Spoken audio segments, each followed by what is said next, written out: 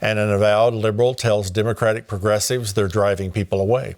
Plus, will the 2022 midterm elections help save America? We'll look at where America stands with attorney and Victory News contributor John Graves in a moment.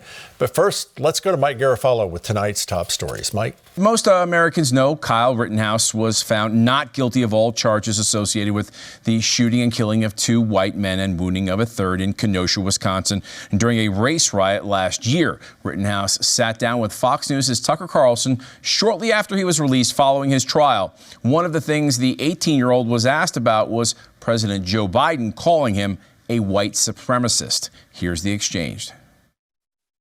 What did you make of the President of the United States calling you a white supremacist?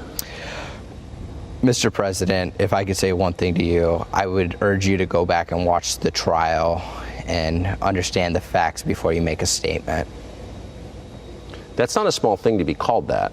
No, it's actual malice, defaming my character for him to say something like that. I mean, why do you think, and it's not simply Biden who said that, it's a lot of people on television have said that, dozens of people have said that. I'm sorry to tell you in case you haven't seen it. Yeah, it's actually quite hysterical how nobody can go back and look at the facts of the case.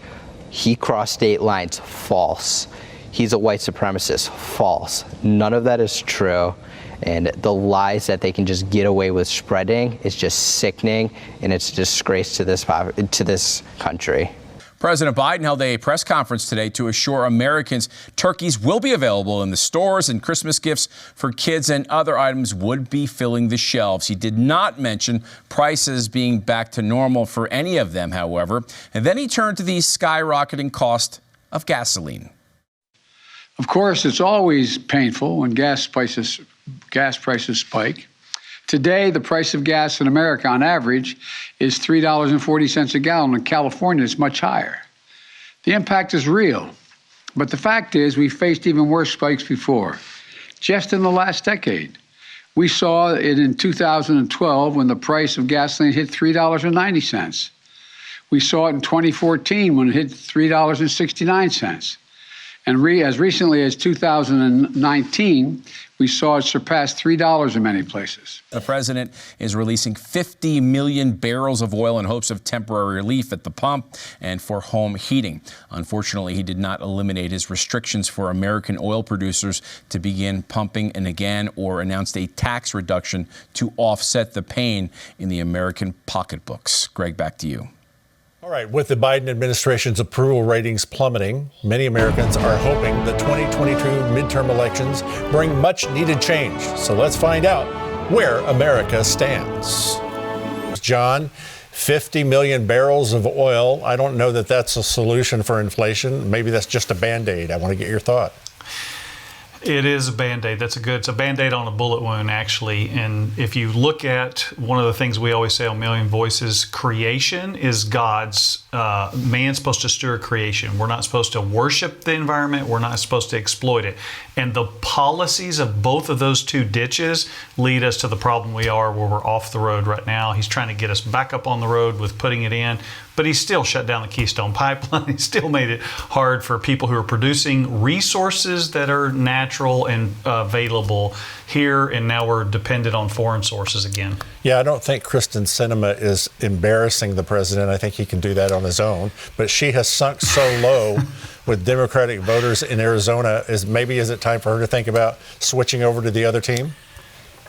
You know, I don't see her switching to the Republican Party. And remember, her election's not in 22, it's up in 24. And she's from Arizona, where the maverick McCain was the senator for years and years. It was always frustrating the Republicans. So she's got an independent streak. I think that's part of why she got elected. Hopefully she holds the line on some of this socialist Marxist spending that they're trying to do. I don't know that she will. But she's in trouble with her own party. What that shows you, Greg, is there's no room for anybody who's not part of the American Marxist far left socialist right now in the Democrat Party. You're absolutely right. The Democratic Party is American Marxist. That's the right terminology. Destroy voting information. Are you ready for this? In Pennsylvania, to hide fraudulent votes. What's the legality here? Where will this land? What will this do? I think it's evidence that continues to mount every week. One more thing comes out in Pennsylvania and Michigan and Wisconsin, Georgia, Arizona. Those 5 states particularly, which are 73 electoral votes that wildly swung the election one way or the other. And I don't think that's going to stop. You got 19 states that have passed 33 laws to strengthen election integrity, and the more patriots keep fighting for things like this, the safer our elections are going to be. They need to be fair, Greg. They haven't been, and the American people are frustrated about it. So hopefully this will continue to come out. You got to fight for the truth, even when it's difficult to come out, because this is a long game we're in. Okay, finally on this, I've always heard in history, believe a fascist or Marxist when they say something to you. A Black Lives Matter activist says the revolution has begun, and the driver who killed the people was motivated by the Rittenhouse decision. Can we put any trust in that, or is that just grandstanding? Clear. I don't know whether that person knows what he's talking about or not, but there's a righteous, good, godly revolution, and then there is an evil, dark revolution. So what he's referencing is a revolution of murdering innocent people over something else that was twisted and deceived in the press by white supremacists. It was a man, the jury believed, was a white man defending himself against other white men who were trying to kill him, all stemming out of a case that we don't have time to unpack here, but the facts were spun, and Satan usually uses that, and his puppets, those who are following him in the mainstream media, use it to create, steal, kill, and destroy, Greg. Yeah, I think you're going to see more come out with the media where that case is concerned. We're going to pray for those people in a moment in that parade. I'll have you do that toward the end, but I want you to continue to pray for these people as we go forward through the holidays. Mike, back to you. Greg, note CNN host Dana Bash, don't bring a smug liberal attitude on critical race theory to an interview with the new lieutenant governor of the state of Virginia. Winsome Sears is not playing around. Let's talk about education more broadly. You oppose critical race theory being taught in schools, which I should say is not part of Virginia's curriculum. No. It is part of the curriculum. It's weaved in and out of the curriculum. In fact, in 2015, former governor, who was just defeated, McAuliffe, his state board of education had information on how to teach it. So it's weaved in. So, it's semantics, but it's weaved in. What we want to say, and what Governor-elect Youngkin has said, is that all of history must be taught, the good, the bad, and the ugly, because what we learn from history, Dana, is that we don't learn from history, and we continue to repeat the same mistakes. We are going to have a good education system. It's going to represent all people, and I'm going to help see that through, because education lifted my father out of poverty when he came to America with only $1.75. Education lifted me because I have to find my own way in this world, and education will lift all of us. When asked what she hoped she would represent to young people as the first black woman elected to statewide office in Virginia, she told Dana Bash this: "When I meet young people, I tell them I didn't do anything special. All I did was stay in school and study, and you can do it too, because I am an example of what you can be if you put your mind to it." Representative Rashida Tlaib appears to have reversed her position somewhat on the provision of a bill she endorsed last year that would abolish federal prisons over a 10-year period. The progressive Democrat and so-called squad member sat down with Axios journalist Jonathan Swan. Tlaib endorsed the Breathe Act, which was created with Black Lives Matter activists after the death of George Floyd. When Swan pressed if she believed all federal prisoners should be released as the bill calls for, she demurred. Yeah, I think that everyone's like, oh my God, we're going to just release everybody.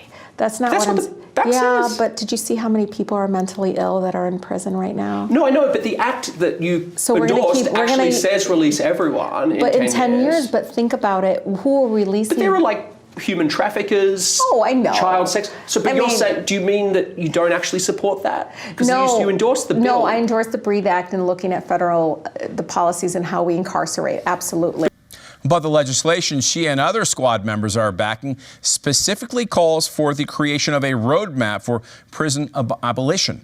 Now, the Michigan Democrat seemed to contradict her position under grilling, admitting that everyone in jail is not the same and would have to be looked at on an individual basis.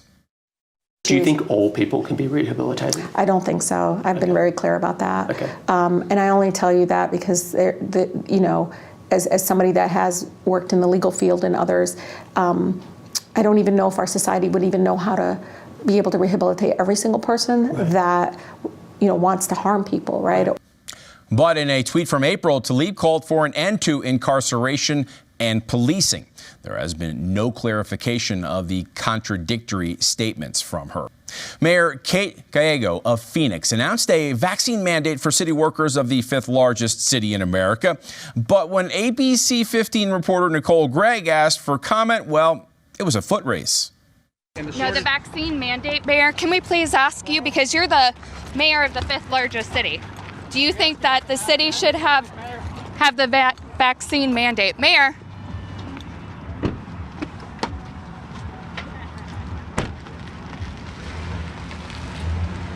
Okay. City officials later said all employees of the city of Phoenix must be vaccinated by January 18th of 2022. Tim, back to you. Okay, Mike. Brittany Cooper is a Rutgers University professor whose studies include hip-hop feminism. She's a popular guest on MSNBC for her angry rants against conservatives and white people. Last month, she appeared on The Root to explain how she plans to handle her issues with whites.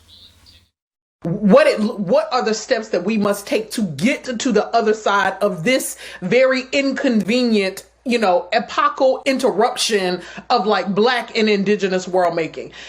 I mean, does that give people comfort on a day-to-day when you like just having to deal with white folks and the travesties that they create and the sense that they want to destroy the planet? Nah. Oh, but there's more. President Cooper later said, you just need to take white people out, a reference to killing them. Now, after the Rittenhouse trial verdict, the professor is upset again, as you can imagine, this time over how white supremacists kill whites.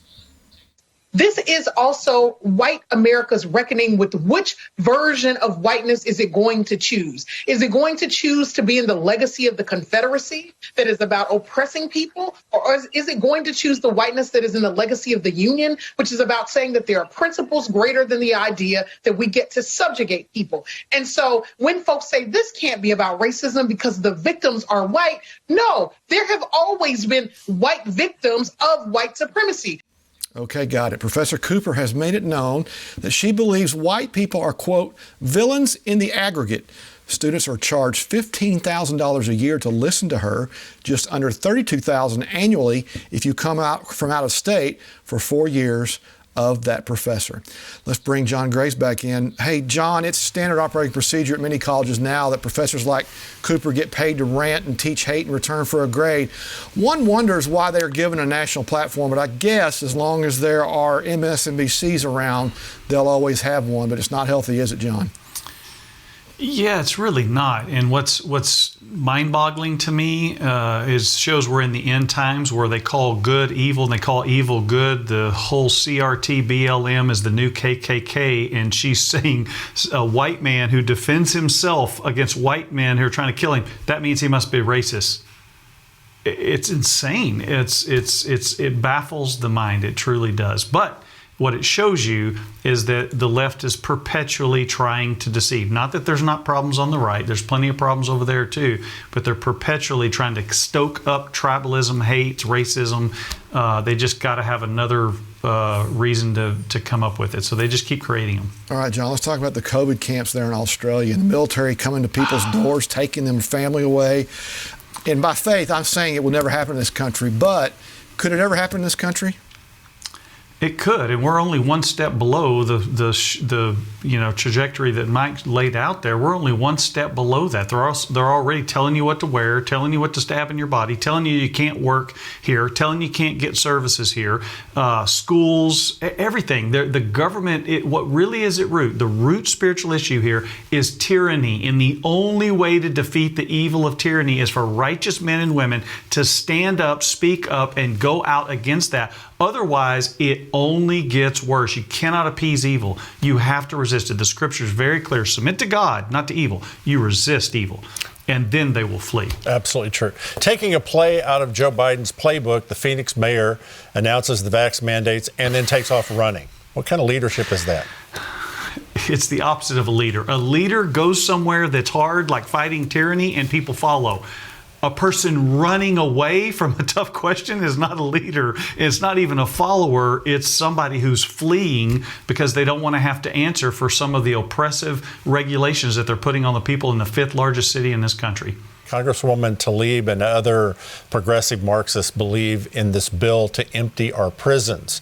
I guess we haven't learned anything from the flash mob robberies and the rundown in Wisconsin. Your thoughts?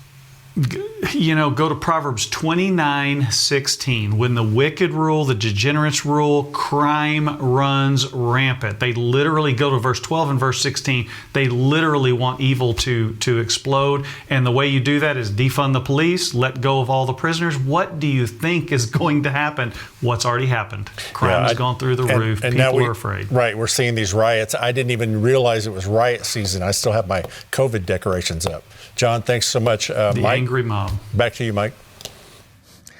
Greg, have you bought your Christmas tree yet? You may want to get one earlier this year. Now, according to the American Christmas Tree Association, labor shortages, supply chain issues, transportation problems, and even Mother Nature have put the squeeze on Christmas tree farms as well as artificial tree suppliers. The association's executive director, Jamie Warner, said that many of the artificial trees bound for retail stores are currently stuck on cargo ships parked off of the California coastline, creating a logjam of products. Warner also said that consumers can expect to see a 20% price hike this year in the cost of artificial trees. According to the NCTA, there are close to 350 million real Christmas trees currently in production on 15,000 farms in the U.S. alone. About 25 to 30 million trees are sold every year. Greg, back to you. Okay, thanks, Mike. I want to bring John Graves back in here one more time. John, the mayor of that town in Wisconsin is a Democrat district attorney. We've noted how that these blue states, these blue cities have struggled. You've got this man saying the revolution has begun. You see what's happening in Australia, Singapore, the same thing. Yet in Europe, they are protesting. I want you to do something. I want us to pray for those families and more importantly, the ones that are still injured, fighting for their lives in the hospital, and what's happening to the people in Australia. If you would, John, lead us. God, I pray for those who are grieving. We're called to mourn with those who mourn, and our hearts go out to them. I pray that you would intervene medically and spiritually for all those who are hurting and injured and that are in the hospital, young children, older people. And God, I pray that those fighting against tyranny would be bold, would have faith. They would literally, the righteous are bold as a lion, and they're not afraid. They don't run. We don't bow down. I pray that you would raise up men and women in our nation and our cities and all across this world that would fight the evil of this oppressive tyranny against freedom. In the name of Jesus, amen. There's no reason for you to feel overwhelmed. There's no reason for you to feel any form of depression, loneliness, anything during this holiday season that's coming up. The enemy wants to make evil, John, but that's right. he's going to get thwarted on every attempt. 30 seconds. Look at the evil. The theme of all the stories, I like the way that you laid it out, is evil tyranny. There's a spirit of hate. There's a spirit of tribalism. There's a spirit of tyranny out there. Our job is to discern those things and meet them with the opposite spirit of forgiveness and love and kindness and firmness and truth, that we can fight for righteousness and freedom of all people. Absolutely. Pray your eyes are open. You can see there's more with us than against us.